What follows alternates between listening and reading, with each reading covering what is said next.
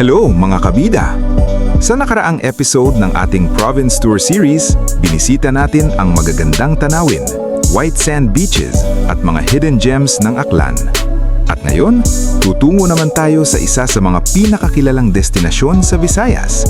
Isang probinsyang puno ng breathtaking landscapes at natural wonders na talagang makakapagpamangha sa iyo. Samahan ninyo kaming ipagpatuloy ang ating paglalakbay sa iba't ibang probinsya ng Pilipinas upang tuklasin ang pinakamaganda, pinaka-relaxing at pinaka-worth it na mga lugar na maaaring idagdag sa inyong travel bucket list. At para sa ika-4 na episode ng ating Province Tour Series, aalamin natin ang top 10 pinakamagandang lugar sa Bohol. Province Tour Part 4. Pero bago yan, huwag kalimutang mag-like, mag-comment at mag-subscribe para sa mas marami pang travel discovery videos at province tours dito sa Pilipinas. Handa ka na ba? Tara, simulan na natin. Top 10. Hinagdanan Cave. Kung gusto mong makakita ng ibang klasing natural wonder sa Bohol, magandang puntahan ang Hinagdanan Cave sa Dawis. Isa itong limestone cave na may natural underground pool kung saan makikita rin ang mga stalactites at stalagmites na nabuo sa pagdaan ng napakahabang panahon. Pero ang talagang nakaka-amaze dito ay ang paraan ng pagpasok ng liwanag mula sa mga butas sa kisame ng cave na nagbibigay ng kakaibang ambience sa loob. Kapag bumaba ka sa cave at nakita mo ang malinaw na tubig na napapalibutan ng limestone formations, parang may maliit na underground paradise na nakatago sa ilalim ng lupa. Kaya kung mahilig ka sa caves, natural formations at mga lugar na may kakaibang ambience, siguradong dapat mapasama sa Bohol itinerary mo ang Hinagdanan Cave. Top 9. Pahangog Twin Falls and Caverns. Kung naghahanap ka ng mas tahimik at mas malapit sa kalikasan, maaaring dalhin ka ng Bohol sa Pahangog Twin Falls sa Dimyao. Nakatago sa isang luntiang bahagi ng probinsya, tampok dito ang dalawang waterfalls na bumabagsak sa isang natural lagoon na napapalibutan ng makakapal na halaman at puno. Pero, hindi lang ang waterfalls ang dahilan kung bakit espesyal ang lugar na ito. Mayroon ding mga natural caverns at limestone formations sa paligid, kaya habang nag-e-explore ka, parang unti-unti mong natutuklasan ang isang lugar na hindi pa gaanong napapansin ng mga turista. Kaya para sa mga gustong makakita ng mas tahimik na side ng Bohol at makaranas ng nature adventure na malayo sa usual tourist crowd, siguradong worth it idagdag sa listahan ang Pahangog Twin Falls. Top 8. Lamanok Island. Kung akala mo puro beaches, waterfalls at chocolate hills lang ang ino-offer ng Bohol, ibang experience naman ang naghihintay sa Lamanok Island sa Anda. Napapalibutan ito ng limestone formations, caves at coastal landscapes na nagbibigay sa lugar ng kakaiba at halos mysterious na atmosphere. Pero higit pa sa ganda ng tanawin ang dahilan kung bakit interesting ang Lamanok Island. May mga archaeological at cultural traces dito na nagbibigay ng clue tungkol sa mga sinaunang taong nanirahan at nagsagawa ng mga ritual sa lugar. Habang nililibot mo ang mga kuweba at rock formations, parang hindi ka lang bumibisita sa isang tourist spot, kundi sumisilip ka rin sa isang bahagi ng sinaunang kasaysayan ng Bohol. Kaya kung gusto mo ng destination na pinagsasama ang nature, adventure at history, siguradong may kakaibang charm ang Lamanok Island. Top 7. Lobok River. Isa sa mga lugar na talagang nagpapakita ng luntiang side ng Bohol ang Lobok River. Dumadaloy ito sa gitna ng makapal na vegetation at tropical scenery. Kaya habang naglalayag sa ilog, mapapalibutan ka ng mga puno, tahimik na tubig at natural na tanawin na parang ibang mundo kumpara sa mas madaming tao na bahagi ng probinsya. Pero hindi lang simpleng river cruise ang experience dito. Maaari mong maranasan ang pagkain habang naglalakbay sa ilog, makinig sa mga local performances, at masilip ang mga komunidad at natural landscapes na nakapaligid dito. Kaya kahit isa ito sa mga mas kilalang attractions ng Bohol, nananatili itong magandang paraan para maranasan ng mas relaxed at tropical na atmosphere ng probinsya. Top 6. Kanumantad Falls at Kadapdapan Rice Terraces.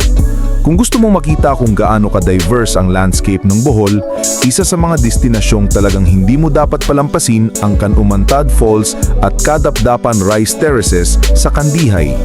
Sa isang side, makikita mo ang malawak na mga palayan na nakaayos sa natural na terraces, habang sa kabilang bahagi naman ay isang impressive waterfall na napapalibutan ng luntiang kabundukan. Pero ang mas nakakatuwa rito ay hindi mo kailangang mamili sa pagitan ng magandang tanawin at nature adventure dahil makikita mo ang dalawang ito sa iisang area. Ang Kanumantad Falls ay kilala bilang pinakamataas na waterfall sa Bohol, habang ang Kadapdapan Rice Terraces naman ay nagbibigay ng scenic countryside view na ibang-iba sa karaniwang beach destinations ng probinsya. Kaya kung gusto mong makakita ng Bohol na mas tahimik, mas natural at malayo sa usual tourist route, siguradong isa ito sa mga lugar na dapat mong idagdag sa iyong travel bucket list. Top 5. Quinale Beach. Kung naghahanap ka ng beach sa Bohol na mas tahimik at mas relaxed kumpara sa mga mas sikat na coastal destinations, baka Quinale Beach sa Anda ang hinahanap mo. Kilala ito sa malawak na white sand shoreline at malinaw na tubig na nagbibigay ng perfect setting para sa swimming, pagre-relax at simpleng pag-enjoy sa tanawin. Pero ang tunay na charm ng Quinale Beach ay ang peaceful atmosphere nito. Habang naglalakad ka sa buhangin at nakatingin sa malawak na dagat, mararamdaman mo agad na mas mabagal ang takbo ng oras dito kumpara sa mas mataong tourist spots. Kaya kung gusto mong maranasan ang isang beach na maganda, relaxing at hindi kailangang maging sobrang crowded para ma-enjoy, siguradong deserving ng spot sa listahan ang Quinale Beach. Top 4. Balikasag Island. Kung pag-uusapan naman ang underwater beauty ng Bohol, mahirap hindi isama ang Balikasag Island. Matatagpuan malapit sa Panglao, kilala ang maliit na isla dahil sa malinaw nitong tubig at makulay na marine life na makikita sa paligid nito. Pero ang tunay na highlight dito ay hindi lang ang ganda ng isla, kundi ang mundo sa ilalim ng dagat. Sa snorkeling at diving, maaari kang makakita ng iba't ibang marine species at kung mapalad, makasabay pang lumangoy ang mga sea turtles na kilala sa lugar.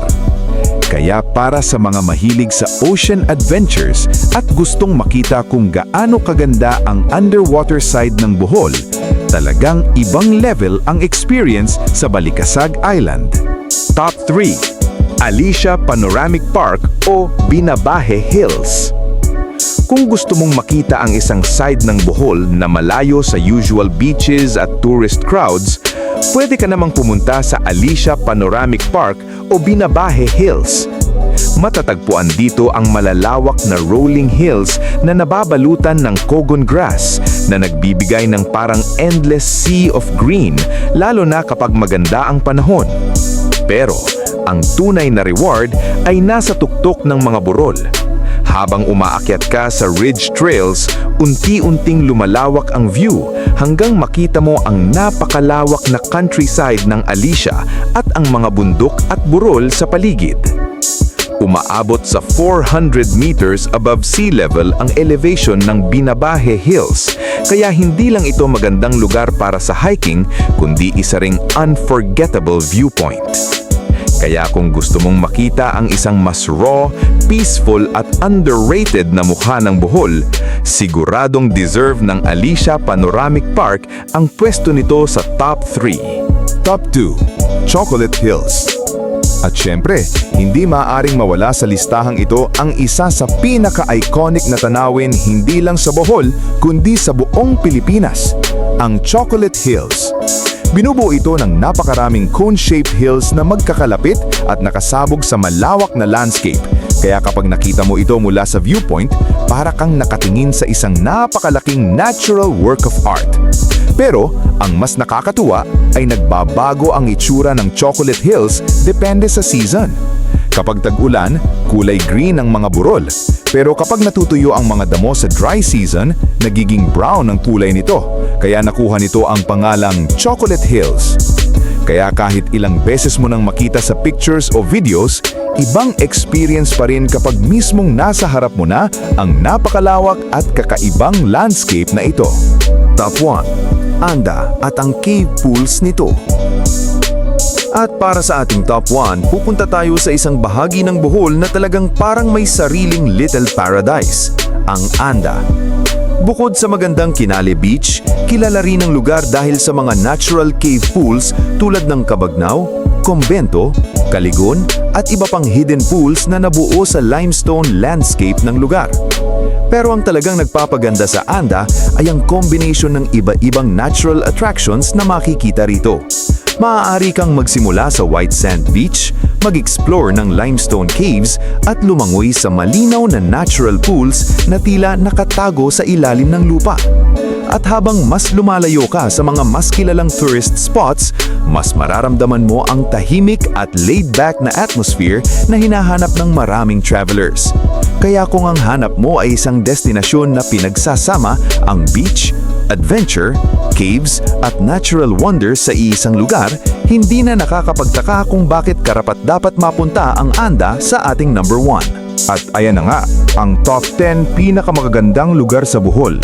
Province Tour Part 4. Mula sa iconic na Chocolate Hills, breathtaking waterfalls at peaceful beaches, hanggang sa mga cave pools, islands at hidden gems na hindi agad napapansin ng mga turista, makikita nating napakaraming dahilan para idagdag ang Bohol sa iyong travel bucket list. Ikaw kabida, alin sa mga lugar na ito ang pinakagusto mong bisitahin?